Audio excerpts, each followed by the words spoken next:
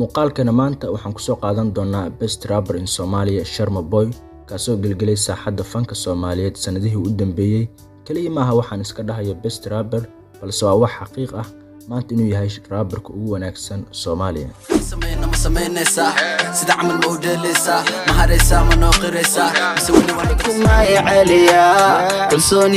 wax walba oo ku saabsan Sharma Boy muuqaalkan ayaan ku ogaan doonaa noloshiisa hore, siduu fanka ku bilaabay iyo waliba waxa ka dhigay best rapper in Soomaaliya, rapperka ugu fiican Soomaaliya. heesiisuna ay u noqdeen kuwa ugu daawashada badan Soomaaliya oo idil.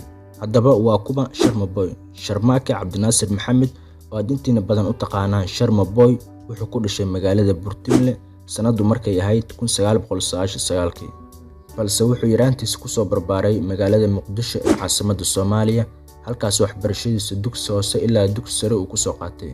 bilowgii hore noloshiisa waxay ahayd sida qof wax barta noloshiisa dhinac ka wata, balse waxaa jiray haybad u qarsooneed Sharma Boy taasoo ahayd inuu ahaa qof heesa alifi kara. bilowgii Sharma Boy waxaan arkaynay asagoo xaruntiisa shaqo ee geerishka inuu heesaha fanaaniinta qaadeen uu isku dayay inuu asagoo la qaadaya heesta erey ahaan uu u bedelo oo erey asaga maskaxdiisa kala imaanayay kuwaas oo u muuqday funny.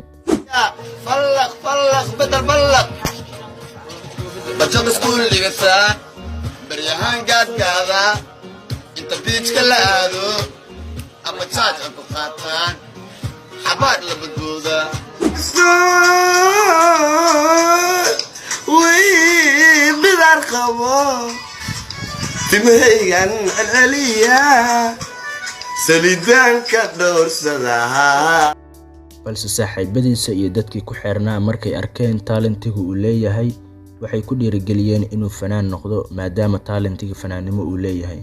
intaa kadib Sharma Boy wuxuu soo qaaday heestiisii ugu horeysay si official ah, hees lagu magacaabo Amineta, taasoo noqotay hees shaac baxday si aadna looga falceliyo.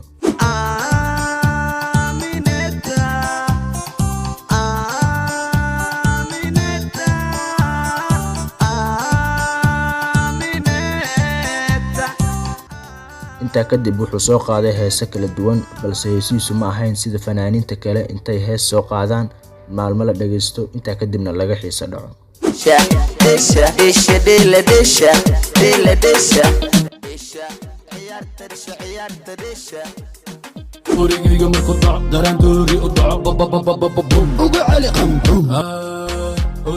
balse wuxuu kaga duwanaa fanaaniinta kale waa inuu ahaa Sharma Boy qof la socda xaaladda markaa jirta, isagoo heesiisa ku cabirayay xaaladaha markaa jira.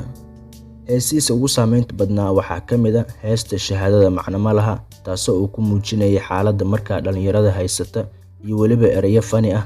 wadanku shaqo ma leh haloo yeelo dhalintu shiide maana la shuufo jeebku shilin ma leh haloo buuxsho shahaadadu macno ma lehe ha shaqayso.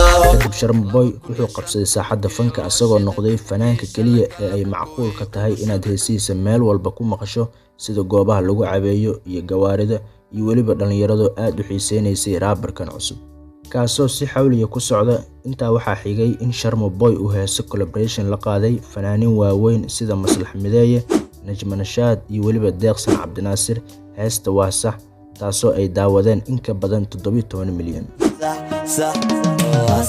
qalbiga sida sax sax sax waa sax wadnaad surantahay waa sax sax sax sinaba kagama hari karo waa sax sax sax.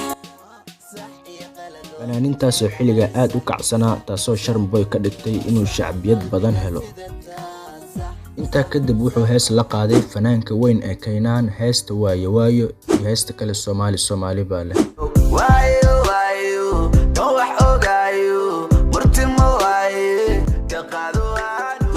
كديدي كمبانيga lama gada wali Soomaaliya